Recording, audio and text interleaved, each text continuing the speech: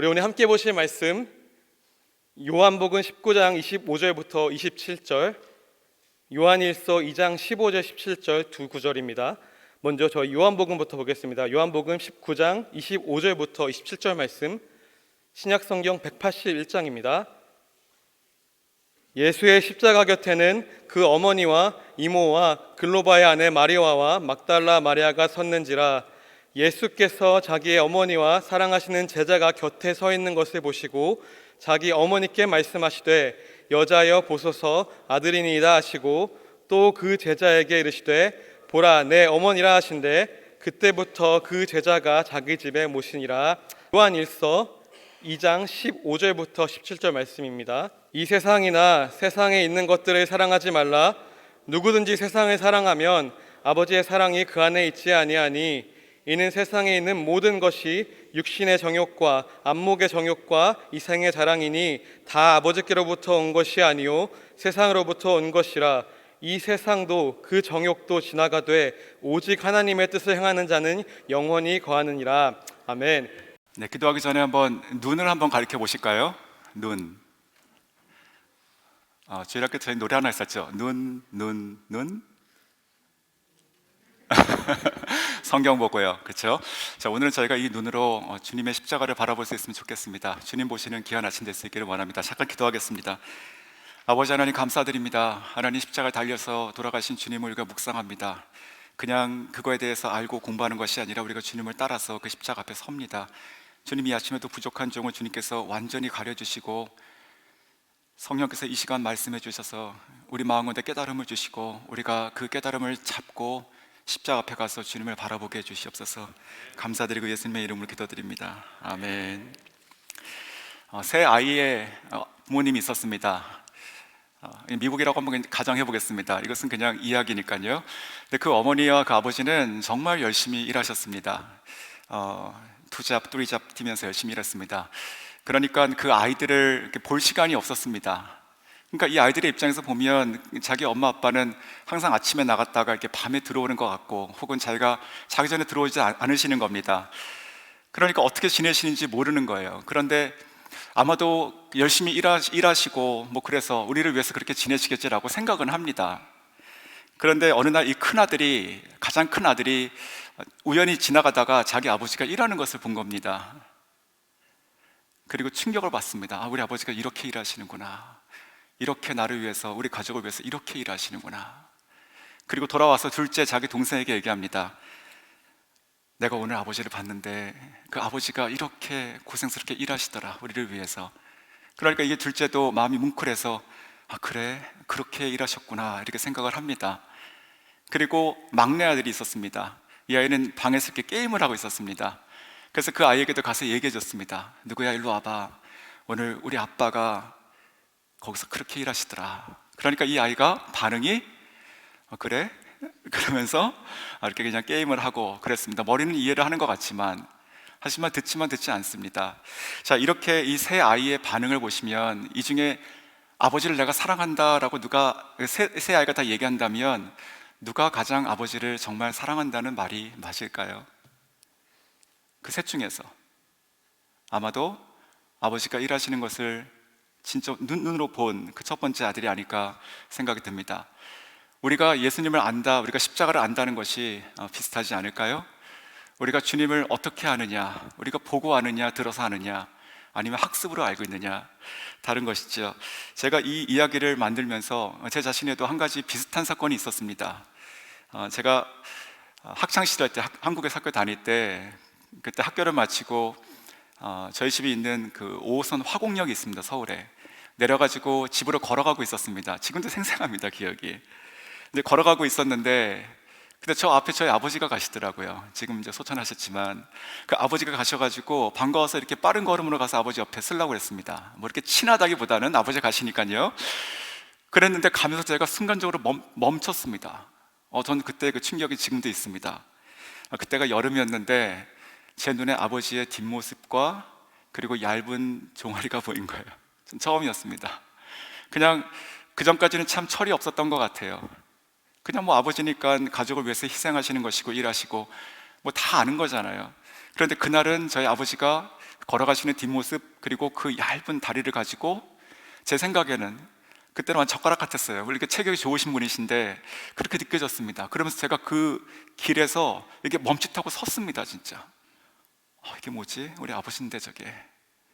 그래서 잠깐 멈추다가 다시 가가지고 아버지께 저라고 말씀드리고, 그리고 이제 같이 집에 아무 말 없이 걸어갔던 기억이 납니다. 우리가 보고 아는 것, 정말 그 가슴에 그것을 아는 것은 다릅니다. 십자가 앞에 서는 사람도 마찬가지입니다. 이 기간 동안 우리가 십자가에 대한 이야기, 오늘부터는 주로 보다 십자가 앞에 선 사람들, 그날에 있었던 사람들의 이야기를 저희가 4일 동안 할 것인데, 저희가 첫날 월요일 날 사마리아 여인에 대한 얘기를 했었죠. 그 사마리아 여인이 주님을 만나고 가서 내가 메시아를, 그리스도를 만났다고 얘기합니다. 그래서 그 사람들이 그 말을 듣고 다 와서 주께 왔습니다. 근데 그 다음에 저희가 월요일 날 다루지 않았지만 이런 구절이 이어집니다. 요한복음 4장 42절에 보면 그 사람들이 얘기하는 거예요. 이제 우리가 믿는 것은 너의 말로 인함이 아니니 이는 우리가 친히 듣고 그가 참으로 세상의 구세주인 줄을 알미라. 그러니까 주님을 듣고 그래 라고 하는 것과, 이제는 내가 그것이 아니라 내가 진짜로 주님께 와서 주님을 내가 눈으로 보고 그분의 말씀을 듣고 내가 이제 완전히 알겠다라는 것이죠. 그리고 어저께는 제가 니고데모에 대한 얘기를 했었죠. 니고데모도 마찬가지입니다. 처음에 예수님을 만나서 이런저런 얘기하면서 주님에 대한 알아듣지 못하는 그 광야의 뱀, 이런 얘기를 들었습니다. 하지만 나중에 진짜 그 광야의 뱀이 들린 것처럼 인자가 들려야 한다는 것을 그가 봤습니다. 그가 보고 이분이구나 라고 하면서 그가 세상에 나오게 되죠. 만약에 이 믿음에 어떤 결제 서류가 있다면 이렇게 체크가 3개가 있는 것 같아요. 학습했냐, 그것을 들어서 그것을 인지하고 있냐, 근데 정말 그분을 만나서 너가 마음으로, 너의 눈으로 그것을 확인했느냐. 아마 이러한 사람들을 보면 이 사마리아 여인이 혹 이 예수님 곁에 만약에 왔다면, 그러면 정말 내게 말하는 내가 그다라고 했던 그 메시아가 달려 계신 걸 봤다면 그의 믿음이 얼마나 확실해졌겠습니까? 니고데모도 마찬가지죠. 체크, 체크, 체크. 전결, 컴플리트 된 것이죠. 자, 여러분도 주님을 아는 그 지식과 믿음이 그냥 하나, 2개가 아니라 온전한 3개 다 이루시면 좋겠습니다. 내가 듣고 알고 하는 것이 아니라 내가 눈으로 보고 아는 것이지요. 자, 그래서 오늘 본문에 대한 묵상을 시작하게 됐습니다. 예수님께서 십자가에 달리셨을 때 십자가 앞에 선 사람들 중에서, 그 중에서 주님을 가장 가까이 섰던 사람들이 누구였을까? 주님께 가장 가까이 섰던 사람들, 예수님의 제자 중에서요. 예수님의 제자 중에서 요한입니다. 요한. 요한복음 19장 25절, 26, 27절 오늘 읽은 것을 보면 이렇게 말씀하시죠. 예수의 십자가 곁에는, 가까운 곁이에요. 그러니까 십자가 보이는 그 밑이 아니라 예수님 십자가 곁에, 그 어머니와 가장 가까이 갈 수 있는 곳이 아니었겠습니까? 예수의 십자가 곁에는 그 어머니와 이모와 글로바의 아내 마리아와 막달라 마리아가 섰는지라. 예수께서 자기의 어머니와 사랑하시는 제자, 이게 요한이거든요. 사랑하시는 제자가 곁에 있는 것을 보시고 자기 어머니께 말씀하실 때 여자여 보소서 당신의 아들입니다 하시고 그 제자에게 이르실 때 보라 너의 어머니라 이렇게 말씀하시죠. 그래서 그때부터 그 제자가 요한이 자기 집에 모시니라. 마리아, 어머니 마리아의 어드레스가 바뀐 거예요. 이제부터는 요한이 모시고 지냈습니다. 자, 예수님의 십자가 곁에, 십자가에 달리신 그때에 정말 그곳에 있었던 주님의 제자 요한, 그는 잡히시던 날 밤 고초당하시는 그 걸음걸음을 쫓아오고 싶지만 하지 못했던 다른 제자와 달리 끝까지 십자가 앞에 갔던 유일한 예수님의 제자였습니다. 자, 그래서 십자가 곁에서 가까이서 주님 곁에서 주님 달리신 것을 봤고, 그리고 주님께서 돌아가신 것을 봤습니다. 그리고 나중에 부활하는 것도 보게 되죠. 그래서 저는 오늘 본문과 저희들의 이 주제에 맞게 요한의 별명을 하나 진다면 십자가 목격자다 생각합니다. 아이 위트니스입니다. 내가 그냥 듣고 전하는 것이 아니라 듣고 전하는 것이 아니라, 학습해서 전하는 것이 아니라 내가 본분을 전하는 것이죠. eye witness. 자, 십자가 곁에서 있었던 이 요한의 이 십자가 목격자의 관점에서 오늘 그 사람의 인생을 저희가 두 가지로 한번 생각해 보겠습니다. 과연 요한에게 있어서는 십자가를 목격한 이 사건이 그의 인생에 어떠한 변화를 일으켰는가입니다. 첫 번째, 요한을 사랑의 사도로 만들었습니다. 요한은요, 요한복음, 요한 1서, 2서, 3서, 그리고 요한계시록을 쓴 사람이죠. 우리가 요한 그러면 어떤 이미지가 떠오르십니까? 뭐 소위 우리가 베드로 그러면 막 넘어지고 막 여기 부딪히고 이런 이미지가 있지 않습니까? 복음서에서는. 그런데 반면에 요한 그러면 어땠을 것 같습니까? 아마도 사랑스러운, 좀 나이가 어린, 얌전한, 온순한, 온유한, 귀염받는 그런 모습이 혹이지 않으십니까? 맞습니다. 오늘 그 본문에서도 요한을 표기할 때 주님이 사랑하시는 자, 사랑하시는 제자 이렇게 얘기합니다. 주님께서 다 사랑하시죠. 근데 꼭 요한만 더 많이 사랑한 것처럼 그렇게 들리기도 하잖아요. 저희가 봤을 때는. 그만큼 요한은 그래, 주님께서 그냥 귀여워하시고 가까이 하시길 너무 즐겨 하셨던 그런 제자였던 것 같다, 이런 생각이 듭니다. 맞습니다. 하지만 맞는데 그 모습은 십자가 사건 이후에 변화된 모습입니다. 자, 제가 그 얘기를 좀 해드리겠습니다. 성경을 보면 그 복음서에 나와 있는 요한복음 말고요, 요한복음은 자기가 쓴 것이잖아요. 요한복음 말고 다른 복음서에 있는 요한의 모습을 보면 그것을 알 수 있는 것이죠. 자, 요한은 어쩌면은 지금 저희가 가졌던 그 이미지와는 처음에는 정반대의 성격의 사람입니다. 자, 그의 어머니가 또 유명하죠. 그의 어머니, 그 세베대의 아들이고 그 어머니가 있는데 그 어머니의 이름은 또 살로메이기도 한데요. 마태복음 20장 18절에 보면 이렇게 말씀하세요. 예수님의 말씀입니다. 보라, 우리가 예루살렘으로 올라가노니 인자가, 주님 자신이에요, 인자가 대제사장들과 서기관들에게 넘겨짐에 그들이 죽이기로 결의하고 이방인들에게 넘겨주어 그를 조롱하며 채찍질하며 십자가에 못 박게 할 것이나 제3일에는 살아나리라. 자, 이것은 예수님의 십자가 그리고 죽음에 대한 예언의 말씀이죠. 정확히. 자, 이것이 마태복음 20장 18절 19절을 제가 읽어드린 것이에요. 자, 이러할 때 그 말씀을 하시는 그 자리에서 이 일이 일어나는 것이에요. 그때입니다. 그때 세베대의 아들, 그러니까 요한과 야고보의 어머니가 그 아들들을 데리고 예수께 와서 절하며 무엇을 구하니. 자, 지금 이 분위기 아시겠죠? 지금 십자가의 죽으심을 지금 예언하는 그 말씀 가운데 그 어머니가 자기 아들 둘을 데리고 와가지고 주님께 구하고 있습니다. 21절, 예수께서 이르실 때 무엇을 원하느냐 이르되 나의 이 두 아들을 주님 나라에서 하나는 주의 우편에 하나는 주의 좌편에 앉게 하소서. 뭐 이렇게 좋게 보이지만 일종의 청탁인 것이죠. 주님, 좀 우리 아이들을 이렇게 페이버를 주셔가지고, 이유가 없어요. 페이버는 이유가 없는 거니까. 주님 나라 임하시면 옆에 우리 아이들 이렇게 세워주십시오. 그 자리 우리 아이들에게 주세요. 이렇게 얘기한 겁니다. 대단한 어머니죠, 진짜.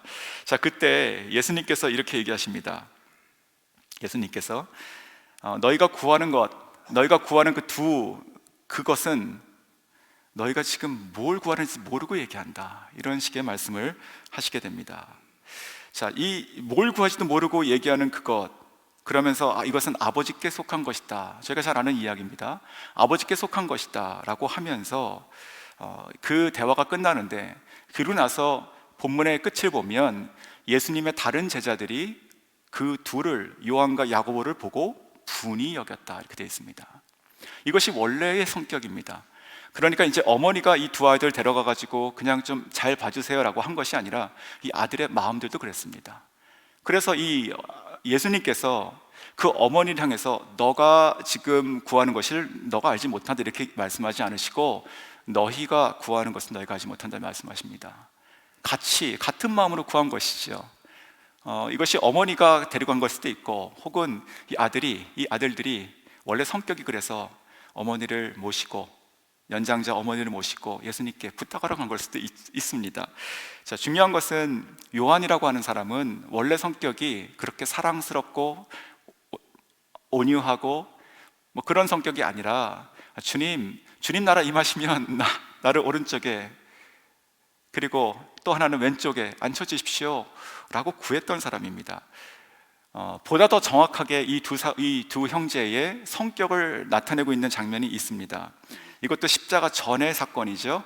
누가복음 9장을 보면 예수님께서 사마리아 땅을 지나가십니다. 그 사마리아 여인을 만났던 수가가 아니겠죠. 어딘지 모르겠습니다. 그냥 사마리아 큰 지역의 땅을 지나가십니다. 근데 지나가실 때 그곳에 있는 사람들이 예수님을 환영하지 않아요. 그때 이 두 형제가 등장합니다. 그러면서 뭐라고 합니까? 이 두 형제가 불같이 분노를 발하는데, 누가복음 9장 54절입니다. 제자 야고보와 요한이, 정확히 얘기하죠, 제자 야고보와 요한이 이를 보고, 그 사람들을 보고 이르되, 주여, 우리가 불을 명하여 하늘로부터 내려 저들을 멸하라 하기를 원하십니까?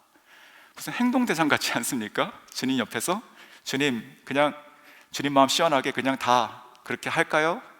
이거 진짜 그들이 얘기한 거예요. 그러니까 요한이 그런 사람이었습니다. 자, 그때 이쯤 되면 이런 것을 보면, 생각하면, 우리가 소위 그 베드로를 보면 뭐 좌충우돌하고 감정적이고 막 기복이 있고 넘어지고 엎어지고 이러잖아요. 차원이 틀린 사람 같아요. 그냥 불을 내려가지고 이 마을을 하나 없애겠다고 얘기했던 사람입니다. 그때도 예수님께서는 이렇게 또 말씀하세요. 그들을 돌아보시며 꾸짖으십니다. 그것이 누가복음 9장 55절인데, 예수께서 돌아보시며 꾸짖으시고 이렇게 돼 있어요. 제가 그 뒤에 말을 조금 넣었어요. 이건 그냥 제가 넣은 말이에요. 꾸짖으시고 이르시되, 너희는 지금 무슨 정신으로 말하고 있는지 모르는구나. 내가 생명을 멸하러 온 것이 아니라 살리러 왔다. 내가 죽어서 저들을 살리러 왔다. 그렇게 말씀하지 않을까 생각이 들었습니다. 자, 그래서 이 예수님은 요한과 야고보에게 그 원래 그들의 성격에 맞는 별명을 붙여주십니다. 이거 예수님께서 직접 주신 별명이에요. 마가복음 3장 17절입니다. 또 세베대의 아들 야고보의 형제 요한이니 이 둘에게는 보아너게 곧 우레의 아들이란 이름을 더하셨으며, 베드로에게는 반석이라고 하시잖아요. 너는 이제부터 베드로다. 시몬에게는 지금은 그렇게 보이지만 단단한 반석같이 될 것이야 라고 말씀하셨잖아요. 그렇죠? 그런데 이 예수님께서 이 두 형제를 보시면서는 도저히 솔직히 인간적으로는 데리고 다니기 힘든 사람이었습니다. 무슨 번개구나 우레구나 이렇게 되는 거예요. 불 같은 거예요, 항상. 자, 원래 그랬던 이 요한입니다. 조금 이미지가 틀려지죠. 그런데 그가 지금 십자가 앞까지 따라온 유일한 제자가 됩니다. 그래서 이 모든 것의 끝인 십자가에 달려 돌아가시는 그 현장에서 주님의 운명을, 죽음을 목도하게 됩니다. 자, 이것이 그의 변화라고 저는 생각합니다. 자, 우리가 정말 하나님의 어린 양이구나. 침례 요한이 그렇게 얘기했잖아요. 보라, 하나님의 어린 양이로다. 세상 죄를 지고 가는 하나님의 어린 양이구나. 하나님께 드려지는구나 라고 하는 것을 보는 것입니다. 그리고 그 드려진 어린 양이 바로 우리의 죄, 아니 나의 죄를 위하여 십자가에 친히 달려 돌아가셨구나 라고 하는 것을 그가 끝까지 남아서 본 것이죠. 그러니까 얼마나 자기 자신의 말이 만약에 생각이 나면 부끄러웠을까요? 하늘에서 불을 명하여 저들을 다 멸하리까? 주님 그렇게 할까요? 라고 했던 그 자기의 말을 생각하면 얼마나 부끄러웠을까 생각이 듭니다. 자, 우리도요, 예수 믿으면 정말 예수님 안에 우리의 청사진이 바뀌는 것 같습니다. 자, 처음 보십시오. 주님, 이게 어머니 말 같지만 자기 생각이었어요. 주님 나라가 임하시면 저 옆에 한 자리 좀 주십시오. 제가 주님의 자리 탐하지 않습니다. 하지만 주님 바로 옆에. 그리고 우리 주님께 좀 이렇게 잘못된 사람이 있으면 그냥 대신 가가지고 막 멸하고 싶은 그런 뜨거운 마음도 있었어요. 그런 것을 바라보고 다녔습니다. 그런데 십자가를 봤던 이 요한은 정말 우리도 마찬가지예요. 정말로 십자가 안에서 내가 아이 위트니스로 정말 주님의 십자가를 목격한 자가 된다면 우리의 청사진이 바뀌는 것이지요. 내가 앞으로 어디에 설 사람인가, 내가 주님과 나의 관계가 무엇인가가 바뀌는 것이에요. 내가 주님 옆에서 한자리하는 사람으로 주님 따라다녔습니다. 3년 동안 불 내리는 사람으로 주님 마음 시원하게 해드리고 주님 뜻 기쁘시게 할 거라고 생각했습니다. 주님의 제자였습니다. 하지만 그것이 완전히 십자가로 바뀌게 되는 것이지요. 자, 그러면서 오늘 본문은요, 그 십자가상에서 하셨던 7 말씀 중에 하나입니다. 그래서 이렇게 제가 생각할 수 있는 것이죠. 다른 제자들, 마태도 그렇고요, 그리고 누가는 원래 예수님의 그 제자도 아니었죠. 사도도 아니었죠. 자, 마가도 그렇고, 마가도 바나바의 생질이잖아요. 마가는. 그러니까 이런 식으로 듣고 적은 성경이 아니라 정말 그 예수님의 제자로서 유일하게 그 7 말씀을 들었다고 한다면 그것은 요한입니다. 우리가 성경을 통해 가지고 7개를 가져올 수 있지만 그 현장에서 그것을 보고 들은 사람은 요한입니다. 맞지요? 자, 그러면 한번 그 중에 몇 가지를 한번 생각해 보겠습니다. 누가복음 23장 34절에 아버지여 저들을 사하여 주옵소서. 저희가 주일날 한번 나눴었습니다. 자, 이것이 언제 이루어진 것이었죠? 주님께서 육신의 고통을 정말 말로 표현할 수 없는 그 고통의 현장에서 그 십자가 위에서 자기를 못 박은 자들을 향해서 저들을 용서하여 주시옵소서라고 하는 것이죠. 자, 요한은 그 모습을 목격한 것입니다. 주님께서 서로 사랑하라, 섬기라, 이와 같이 이렇게 많은 본을 보이셨습니다. 그런 것이 아니라 주님께서 정말로 사랑하고 용서하는 것이 무엇인지를 그는 십자가에 달려 계셨던 그 주님의 말씀을, 그 음성을 들으면서 그것을 봤다는 것이지요. 저는 이 요한의 귀가 그리고 눈이 정말 복되다 생각이 듭니다. 아마도 최소한 예수님의 제자 중에서는 딱 요한만 그렇게 보고 들은 것이잖아요.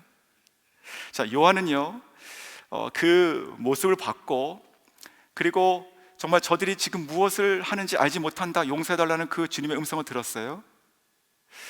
그러면서 그런 마음이 들었을 것입니다. 저들이라고 얘기했던 자기를 못 박았던 사람들, 혹은 소리치는 그 군중들이 보였겠지만 그 모습을 보면서, 그 달려계신 모습을 보면서 자기 자신이 보이지 않았을까요? 그러니까 예수님께서는 저들 때문에 달려 돌아가시고 계신 것뿐만이 아니고 나 때문에 달려 돌아가신 것이잖아요. 그것을 지금 요한이 봤을 것입니다. 저희가 이런 비슷한 그 설교를 들으면 손양호 목사님에 대한 얘기를 많이 듣게 되죠. 자기 2 아들을 죽였던 그 공산당원을 양 아들 삼습니다. 용서하고. 그렇죠? 그런데요, 이런 일화가 있습니다. 양 아들을 삼는 거를 저희가 잘 아는데, 그 전에 그 자기 아들 2이 죽었습니다. 그래가지고 장례식을 치르잖아요. 장례식을 치르죠. 그때 장례식을 치렀을 때, 그때 손양호 목사님이 그때 헌금을 합니다. 헌금을 해요. 그때 헌금을 하는데 그 봉투에 이렇게 썼다고 합니다. 2 아들의 순교를 감사하며 1만 원 손양원, 이렇게 적었다고 합니다. 저는 정말 이게 사람인가 싶죠. 2 아들의 순교를 감사하며 그 당시 1만 원을 드리며 자기 이름 석자를 쓴 것이에요. 자기 아들의 그 죽음이 그 봉투에 쓰여져 있고 그것을 하나님께 감사로 드리며 할 수 있는 예물을 드리고 자기 자신의 이름을 적어서 그것을 고정한 것이죠.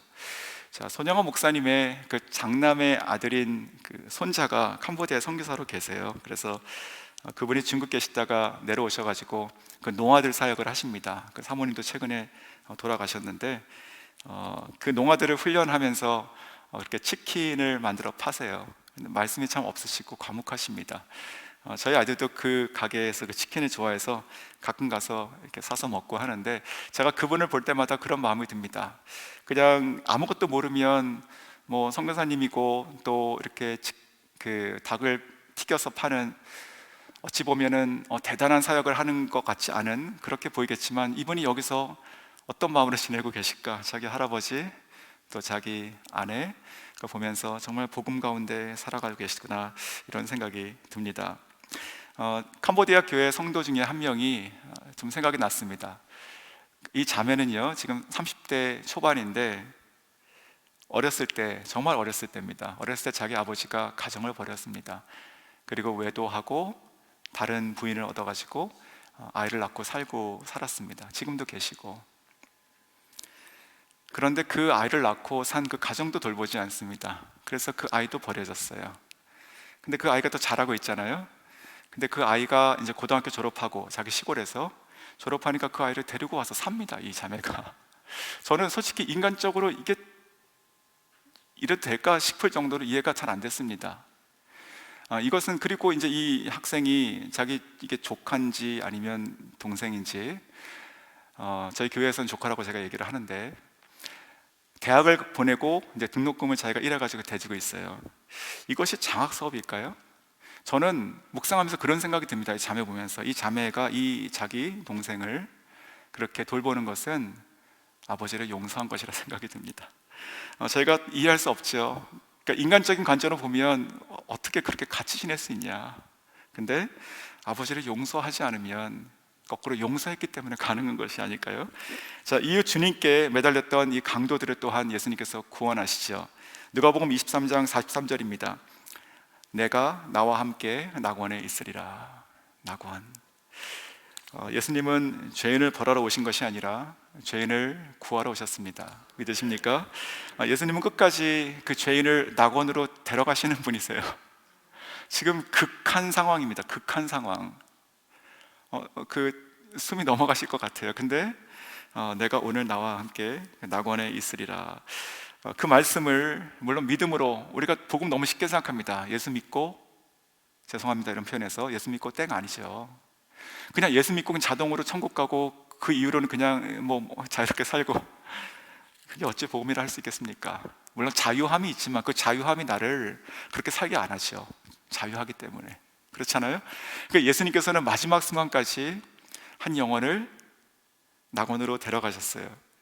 그러기 위해서 자기 자신이 지금 십자가에 못 박혀 계신 것입니다. 속량이라고 하는 말이 있죠. 속량. 우리가 구속한다, 속량한다, 값을 지고 지불하는 것이에요. 우리가 시장에 가도 만약에 생선 한 마리가 이렇게 있다고 치겠습니다. 그 생선 어떻게 가져올 수 있습니까? 돈 내고 가져오죠. 그렇죠? 그게 1불이건 10불이건 돈을 내야지 가져옵니다. 그것이 구속입니다. redeem. 내가 돈 주고 다시 사오는 거예요. 지금 옆에 있던 이 강도가 주님을 영접했죠. 영접하지 않고서 이런 프로세스가 일어나지 않습니다. 주님을 진짜 영접했습니다. 그래서 데려가시죠. 근데 그 데려가시는 게 그냥 그래 그 말을 했니? 이 말을 했으니 그래 내가 이렇게 매칭해가지고 이렇게 보낼게, 그게 아니라 그 말을 했니? 그래 알았어, 내가 다 덮어줄게. 나의 보혈로 내가 지금 이렇게 달려 계신 중에 얘기하시는 거예요. 내가 너를 속량했다라고 말씀하는 것이지요. 마지막 순간까지도 주님을 정말 찾은 자, 찾는 자, 세상에서는 마땅히 십자가에 못 박혀야 되는 그 극악한 자를 구원하신 것이지요. 요한은요 그것을 목격했습니다. 주님께서 마지막까지 강도를 살리는 것을 목격했습니다. 자, 어저께 니고데모에게 하셨던 말씀 기억나십니까? 복음의 정수, 요한복음 3장 16절, 누구든지 저를 믿는 자마다, 누구든지, 이 누구든지에 한 명의 예외도 없는 것입니다. 그것이 옆에 있었던 정말 곧 죽을 강도이건 아니면 아직 살 날이 많이 남아있는 사람이건 누구든지 저를 믿는 자마다 멸망치 않고 영생을 얻게 하려 하심이라. 이게 목적이에요. 주님께서 오신 목적을 끝에 마지막까지 그것을 감당하신 것이지요. 그리고 마가복음 15장 34절 보시면 이렇게 또 말씀하시죠. 어찌하여 나를 버리셨나이까. 자, 이것은 절규입니다. 절규. 아마 영국 배우가 이런 것을 연기한다면 이런 부분은 정말 힘들 것 같아요. 저희가 성경 봉독하듯이 읽을 수 없는 것이잖아요. 하나님께, 아버지께 어찌하여 나를 버리셨습니까? 라고 하는 정말 막 금식기도 하고 이렇게 대사를 해야 되지 않을까 생각이 듭니다. 자, 이렇게 그 절규하시는 주님을 요한은 그 앞에서 가까이서 보고 들었습니다. 자, 이 절규라고 하는 것을 제가 바꿔볼게요. 절규는 소리죠. 그것이 무엇을 나타내는 소리입니까? 지금 십자가에서 자기가 버려지는 소리입니다. 그렇죠? 예수님께서 지금 어찌하여 나를 버리셨습니까? 버리셨나이까? 하나님께서 그냥 눈을 감으신 거예요. 그 아들이 십자가에 달려 계신데, 독생자 아들이 하나밖에 없는 하나님의 입장으로 보면 그 아들하고 세상에 있는 모든 사람하고 바꾸시겠습니까? 인간적인 입장으로 보면 절대 안 바꾸죠, 저희도. 근데 그것을 그렇게 하신 겁니다. 그러니까 이 아들은 버려진 것입니다. 이 절규에, 이 버려짐의 절규에 소리가 있는 것이지요. 그런데 복음이라는 것은 주께서 버려졌기 때문에 우리가 취해진 것입니다.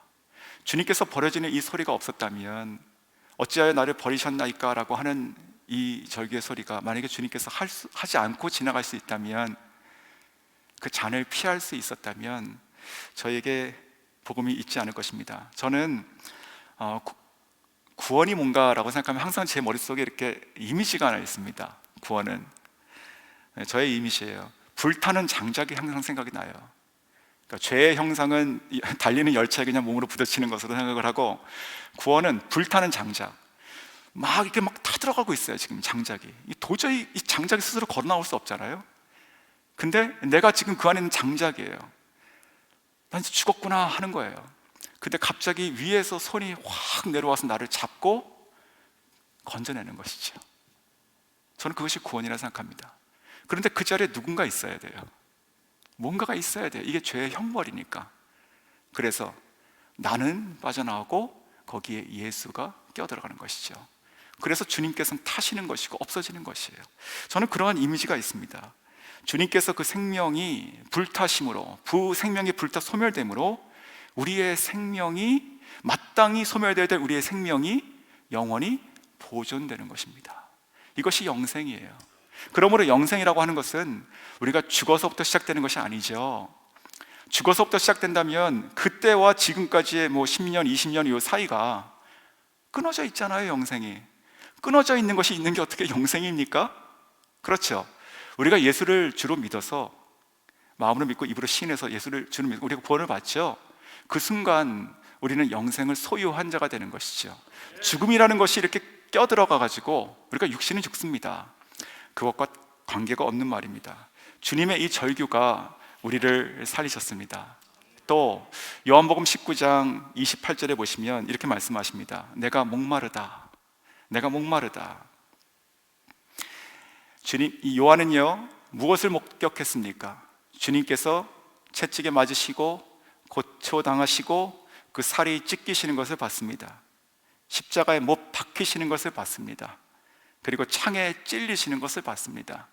그리고 그로부터 피와 물이 쏟아져 나오는 것을 그는 눈으로 봤습니다. 그리고 나서 예수님께서 지금 절규하시는 것이에요. 내가 목마르다. 그러니까 우리가 오늘 좀 덥다, 우리가 좀 이렇게 청소도 하고 일을 했어요. 좀 시원한 물 좀 하나 먹고 싶다. 그런 것이 아니죠. 그냥 문자적으로 그 몸이 목마른 거예요. 그냥 이 갈증이 아닌 것입니다. 이것은 극한인 것이죠. 자, 저는요, 만약에 사마리아 여인이 만약에 소식을 듣고 여기까지 왔다면 사마리아 여인은 그 순간 이것을 생각했을 것이에요. 나에게 물을 좀 달라. 내가 정말 주님께, 이 순간 주님께 물 한 잔 갖다 드리고 싶다. 그러면서 이런 생각이 들었을 것입니다. 내가 주는 물을 마시는 자는 다시는 목마르지 않으리라. 생수가 되리라. 또 예수님께서 나중에 이런 말씀도 하세요. 배에서 생수의 강이 흘러나리라. 자, 그렇게 말씀하신 그분이 자기 배 옆구리에서 물을 쏟아내시며 갈증을 느끼시는 것이지요. 그분이 목마르시기 때문에 저희가 목마르지 않게 되는 것입니다. 이것이 복음이에요. 그냥 예수님께서 이상한 매직 워터를 가지고 계셔가지고 그냥 이렇게 먹으면 끝이 나는 것이 아니고, 주님께서 목마르셨기 때문에 우리 영혼에 다시는 갈증이 없는 것이지요. 그것을 이 요한은 진짜 소리로 듣고 눈으로 봤습니다. 그리고 그 외에도 몇 가지가 있죠. 오늘 이 본문처럼 어머니 마리아를 맡기셨던 것, 그리고 다 이루셨다고 말씀하셨고, 마지막에 아버지여 내 영혼을 아버지 손에 부탁하나이다 라고 하며 예수님께서 돌아가셨습니다. 자, 이 요한은요, 십자가 가까이 곁에서 그것을 눈으로 보고 그리고 귀로 들으며 이 한마디 한마디를 따라갔습니다. 어찌 변화되지 않을 수가 있겠습니까? 어찌 그 전의 성격이 여전히 있을 수 있습니까? 한번 제가 진짜 상상해 볼까요? 이게 얼마나 엄청난 이게 그인 건지요. 예수님께서 이런 말씀을 하시는데, 주님 알겠습니다. 이거 다 지나가시고 주님 사역 다 마치시고 주님 나라 임하시면 저 오른쪽에, 이런 말 감히 할 수 있겠어요? 이거 정말 예수님께서 말씀하시죠. 너 지금 무슨 말 하는지도 모르고 있어. 그렇죠? 내가 마시려는 잔을 너가 마실 수 있어? 그러니까 또 그때 그렇게 얘기하거든요. 네 주님. 그래 이렇게 얘기하는 것이거든요. 지금 이 요한이 그렇게 바뀌는 것이에요. 그래서 그가 나중에 변화된 삶으로 이제 사도행전에 들어가고 또 수십 년을 살면서 마지막에 죽기 전에 책을 쓰잖아요. 요한복음, 요한 1, 2, 3서, 요한계시록. 그러면서 자기 자신을 어떻게 표현하죠? 주님이 사랑하시는 자. 자, 보십시오. 이제 이것이요, 우리가 아이디 카드 가지실 때 얘기하는 거예요. 내 자신을 누구로, 이 요한은 자기 자신을 누구로 아이덴티파이 하고 있냐면, 나는 우리 주님이 사랑하시는 자야. 이것이요, 처음에 우리가 가지고 있었던 그 이미지 있죠. 그냥 귀엽고 예쁘고 좋아할 만하고 그렇게 막 재롱 피우고 그런 아이, 그런 게 아니라 그냥 이 요한이 깨달은 것입니다. 물론 주님의 품에도 있고 가까웠습니다. 하지만 깨달은 것이에요. 내가 살아보니까 내가 십자가에 그래서 보고 지금까지 쭉 살아보니까 정말 그냥 나 같은 죄인, 주님의 사랑 입어서 여기까지 왔구나. 그냥 주님과 나의 관계를 뭐라고 표현할까 고민됐을 거 아닙니까? 그래, 자기 이름을 빼요. 그냥 감히 자기 이름 석자 못 넣는 거예요, 성경에. 그러면서 그래, 내가 사랑을 입은 자지. 그래서 주님 사랑하시는 제자가, 이렇게 쓴 것입니다. 저희 아이가 몇 년 전에 그 학교에서 크리스찬 스쿨 다닙니다. 선교사님이 운영하시는 크리스찬 스쿨에서 그 캠프를 해가지고 티셔츠를 입었었어요. 근데 그 티셔츠에 이게 두 글자가 써 있었습니다. 쉬운 영어. 첫 번째는 known, 내가 하나님께 알려진 사람. 뭐죠? 알려진 사람, 이런 게 아니라 두 번째 밑에는 loved, 사랑받은 사람. 나는 하나님께 잊혀진 자가 아니고 나 같은 사람이 하나님께 사랑을 입었다 라고 하는 두 가지가 이렇게 서클에 써 있었습니다. known, loved. 저는 그거 너무 좋더라고요. 그냥 아이들의 그 중고등학교 아이들에게 그냥 그 두 가지를 이렇게 딱 새겨준 것 같아요. 너는 하나님이 아셔, 너는 사랑받았어 라고 하는 것이죠. 이 요한이 자기 자신을 그렇게 표현한 것입니다. 자, 두 번째, 그래서 요한은 십자가의 목격자로서 우리에게 무엇을 요구할까요? 이것이 그냥 개인의 생활의 변화로 끝이 나는 것일까요? 아닙니다. 그래서 오늘 우리가 두 번째 읽은 본문을 제가 들어가게 되는 거예요. 요한 1서 2장인데 요한 1서 1장을 보시면 이렇게 얘기합니다. 이 요한 1서는요, 요한이 죽기 전에, 그러니까 AD 90에서 100년 사이입니다. 이거 주님의 이 사건하고 지금 뭐 수십 년, 50년 막 이상 된 거예요. 그때 나이가 많이 들어서 이 편지를 서신했을 때 이렇게 얘기합니다. 요한일서 1장 1절과 2절. 태초부터 있던 생명의 말씀에 관하여는, 자, 이거 예수님이죠. 태초의 말씀은 요한복음 1장하고 똑같죠. 이것은 예수님입니다. 말씀에 관하여는 우리가 들은 바요, 눈으로 본 바요, 자세히 보고 우리의 손으로 만진 바라. 자, 이것이 목격자예요. 이 요한의 마음은요, 진짜로 그냥 어떤 것을 이게 바이블 스터디 통해 가지고 지식이 있는 게 아니에요. 그러면서 이렇게 얘기합니다. 2절에 보면 이 생명이 나타나신 바 된지라, 이 영원한 생명을 우리가 보았고 증언하여 너에게 전하노니. 이것이 요한 1서의 시작이에요. 내가 십자가의 목격자라는 것을 그때까지 절대로 잊을 수가 없는 것입니다. 내가 주님을 만졌고 보았고 들었다는 것을 절대로 잊을 수가 없이 살아가는 것이죠. 자, 그래서 오늘 제가 읽은 본문으로 한번 가보겠습니다. 요한 1서 2장 15절에 이렇게 얘기해요. 이 세상이나 세상에 있는 것들을 사랑하지 말라. 여러분, 이 말씀이 이 무게가 느껴지십니까? 무게가? 이거 너무 평범한 말이잖아요. 그런데 이 십자가에 달려 돌아가신 그 모든 것을 본 사람이 얘기하는 거예요. 주기철 목사님 얘기하시죠? 2차 시대 때 고초당하시고 이게 순교하셨습니다. 만약에 주기철 목사님이 순교하기 전에, 해방 직전에 이렇게 순교하셨는데, 안타깝게도 순교하시기 전에 이렇게 풀려나가지고 교회에 왔다고 생각해 보세요. 자기가 심호하는 교회에 왔어요. 성도들이 막 울음바다입니다. 우리 목사님 어떡하지? 저러다 죽으실 거 아니야? 돌아가시면 안 돼. 차라리 변절하더라도 사셔야 되는 거 아니야? 인간적으로 그럴 수 있습니다, 저는. 그런데 그 주기철 목사님이 이렇게 투벅투벅 올라오셔가지고 가만히 계시다가, 이거 제가 그냥 얘기해 드리는 거예요. 이렇게 얘기합니다. 여러분, 예수 잘 믿으세요. 만약 그러셨다면 이거 어떻게 듣겠습니까? 이게 그냥 그렇지, 뭐 딴 거 없어요? 뭐 좀 특이한 거, 좋은 거, 새로운 거 없어요? 그런 게 아니잖아요. 그분이 그렇게 고쳐 나오고 와가지고, 여러분 예수 잘 믿읍시다 라고 한다면 그게 무게가 있는 거죠. 다른 거잖아요. 지금 이 요한이 얘기하는 것이 그런 것입니다. 세상을 사랑하지 마세요. 세상 사랑하지 마세요. 세상이나 세상에 있는 것들 사랑하지 마세요. 내가 다 보고 얘기하는 거예요. 내가 그 자리에서, 내가 현장에서 주님 돌아가신 거 본 사람입니다. 세상이나 세상을 사랑하지 마십시오. 16절에 이렇게 말씀하시죠. 이는 왜요? 이는 세상에 있는 모든 것이 육신의 정욕, 안목의 정욕, 이생의 자랑이니 다 아버지께로부터 온 것이 아니요 세상으로부터 온 것이다.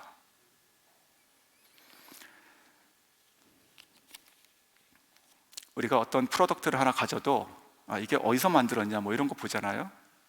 Made in. 자, 세상에 있는 모든 것들을, 우리가 사랑한다고 생각하는 모든 것들을, 추구하는 것들을, 모든 것들을 생각해서 보니까 요한이 이것이 결국 세 가지 카테고리로 묶이더라. 육신의 정욕, 안목의 정욕, 그리고 자랑. 이 모든 것이 하나님께로부터 온 것이 하나도 없더라. 세상에서 만들어져서 온 거예요. 자, 그렇다면 이 세상이 언제까지 갈지 모르지만 끝나는 순간 끝납니다. 그렇죠? 네, 끝나요. 그것을 우리가 붙잡고 어떻게 살아가겠습니까? 이게 요한이 지금 얘기하는 거예요. 주님의 핏값으로 주님의 소유가 된 사람이 어떻게 세상의 소유로 살아가겠느냐? 이리떼가 있습니다. 근데 우연히 그 이리떼의 사자가 길러져요. 사자 새끼가. 근데 그 사자 새끼는 자기가 일인지 압니다. 그렇게 살아요. 그래서 그 이리떼와 같이 다니면서 사냥하고 죽은 거 먹고 막 이렇게 삽니다. 근데 뭐가 이상해요. 근데 다른 이리들이 그럽니다. 야, 너는 왜 이렇게 등치가 이상하게 크고, 그리고 생긴 것도 이상하고, 그냥 따라와. 이게 사는 길이야. 근데 어느 날 그렇게 지나가는데 저 멀리에 있는 저 산 위의 정상에서 소리가 들려요. 사자의 표현하는 소리. 그 소리를 듣는 순간 자기를 발견합니다. 나구나. 저 소리가 나구나. 이 생활이 아니라, 여기가 아니라 저 소리가 나구나. 그럼 어떻게 할까요? 이 사자가요? 뛰어가죠. 이게 깨달음이에요. 그런데 만약에 그럼에도 불구하고, 하지만 뭐 내가 속해 있으니, 내가 지금까지 살아왔으니, 이렇게 내가 살 수 있으니라고 한다면 얼마나 그게 불행한 겁니까? 그러면 안 되는 것이죠. 예수님을 정말 십자가 앞에 서는 사람들, 주님의 십자가를 내가 안다, 주님 돌아가신 거 내가 믿는다, 내가 구원받았다라고 하는 것을 지식이 아니라 우리가 아이 위트니스로 살아간다면 이 세상에 대해서 어떻게 봐야 되겠습니까? 세상도 사랑하고 주님도 사랑하고 좋은 게 좋은 것이 될 수가 없죠. 세상에 있는 것도 괜찮고 주님도 괜찮고 될 수가 없죠. 이것이 바로 지금 사도 바울의 이야기입니다. 자, 그런데 그래서 이 17절에 가시면, 요한일서 2장 10절에 가시면 이 세상도 그 정욕도 다 지나가되 오직 하나님의 뜻을 행하는 자는 영원히 거하느니라, 이렇게 얘기합니다. 자, 사랑하는 성도 여러분, 이러한 그 눈으로 본 목격자의 이 심정은 사도 요한에게만 해당되는 것일까요? 이건 그 사람의 얘기일까요? 저희 모두의 이야기입니다. 이거 성경이 얘기하는 거예요. 갈라디아서 3장 1절, 어리석도다 갈라디아 사람들아, 예수 그리스도께서 십자가에 못 박히신 것이 너희 눈앞에 밝히 보이거늘 누가 너희를 꾀냐. 갈라디아 지역에 있던 사람들이 예수님의 십자가를 다 본 증인한 뜻이 아니잖아요. 우리가 정말로 그리스도를 복음으로 믿고 성령으로 우리가 깨닫는 거 아닙니까? 정말 내가 믿는 것이 그래 문자적으로 성경에 써 있어서 성경 공부해서 빈칸 채워 넣는 것이 아니라 마음으로 믿고 입으로 시인한 거 아니십니까? 그게 눈으로 보이는 것입니다. 우리가 지금 주님은 육신으로 여기 계시지 않으시지만 우리가 어느 순간 어디서 무엇을 하건 간에 꼭 이 고난주간 특세뿐만이 아니고 늘 우리는 우리 앞에 주님이 계신 것으로 보고 살아가는 것이지요. 주님이 우리 앞에 계시면 어떻게 딴 마음을 품을 수 있겠어요? 자, 보십시오. 자, 이렇게 지금 종이 한 장이 있죠. 제가 마지막으로 이렇게 한번 질문 드리고 말씀을 맺을게요. 이제 이 종이 한 장이 있습니다. 그리고 여기에 콘크리트 벽이 있다고 한번 생각해 보십시오. 콘크리트 벽이에요. 이 둘 중에 무엇이 내 인생의 걸림이 될까요? 내 인생을 망하게 하는 것이 있다면 이 종이 한 장일까요? 아니면 여기 있는 콘크리트 벽일까요?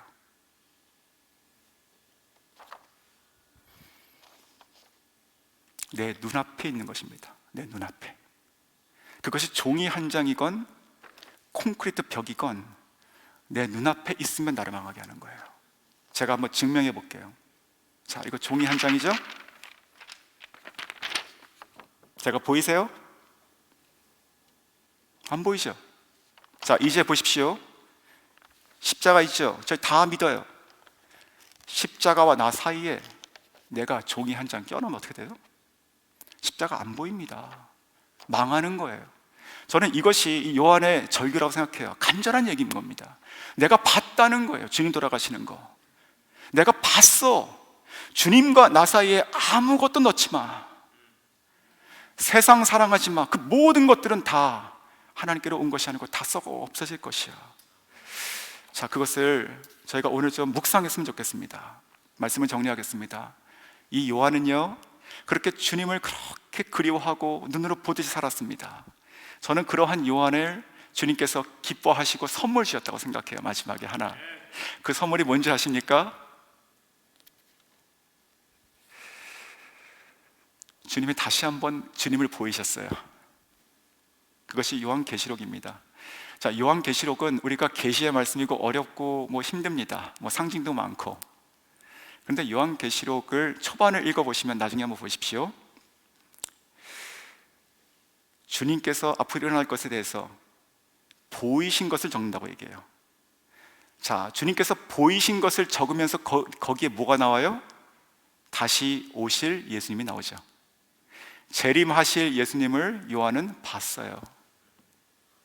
얼마나 행복했을까요? 오늘 제가 찬송가를 불렀습니다. 십자가 십자가 내가 처음 볼 때 나의 큰 고통 사라져. 그렇지. 근데 이 고통의 문제뿐만이 아니에요. 내 눈이 밝아지는 것입니다. 관점이 바뀌는 거예요. 삶의 방향이 바뀌는 것이고 나의 나의 정체성이 바뀌는 것이에요. 내가 어떻게 살고 싶다는 것이 그 목적이 바뀌는 것입니다.